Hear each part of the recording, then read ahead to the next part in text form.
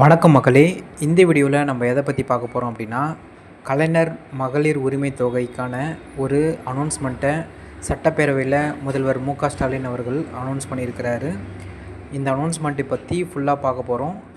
அது மட்டும் இல்லாமல் விடுபட்ட கலைஞர் மகளிர் உரிமை தொகை எப்போ எந்த மந்தில் விண்ணப்பிக்கலாம், எப்படி விண்ணப்பிக்கலாம், போன்ற எல்லா விஷயங்களும் இந்த வீடியோவில் நம்ம பார்க்க போகிறோம்.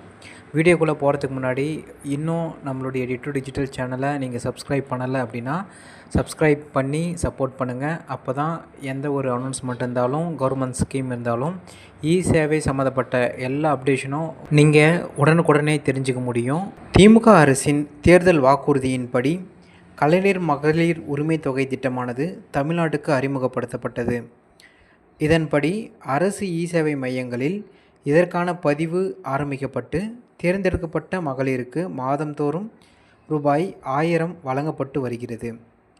மேலும் இதில் விடுபட்ட மகளிர் மற்றும் புது குடும்ப அட்டை விண்ணப்பதாரர்கள் இந்த 1000 ரூபாய் உதவித்தொகையை தங்களுக்கு வேண்டும் என கோரிக்கையை முன்வைத்து வந்துள்ளனர்.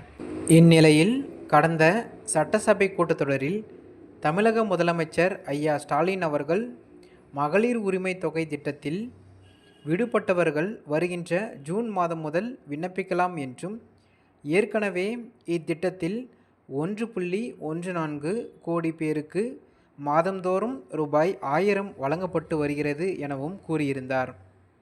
மேலும் விடுபட்டவர்கள் மீண்டும் விண்ணப்பிக்க 9000 இடங்களில் முகாம்கள் நடத்தப்பட்டு விண்ணப்பங்கள் ஏற்கப்பட உள்ளது என தெரிவித்துள்ளார். மேலும் இதை உறுதி செய்யும் வண்ணமாக அமைச்சர் சீதா ஜீவன் வருகின்ற ஜூன் மாதம் 4ஆம் தேதி கலைஞர் மகளிர் உரிமை தொகைக்கான விண்ணப்பங்கள் பதிவு செய்யப்பட உள்ளன எனவும் தெரிவித்துள்ளார். சரி மக்களே, இந்த வீடியோ உங்களுக்கு மிகவும் பயனுள்ளதாக இருக்கும் என நான் நம்புகிறேன்.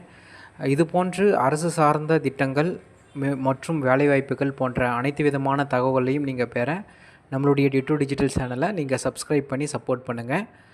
அடுத்த வீடியோவில் சந்திப்போம். நன்றி.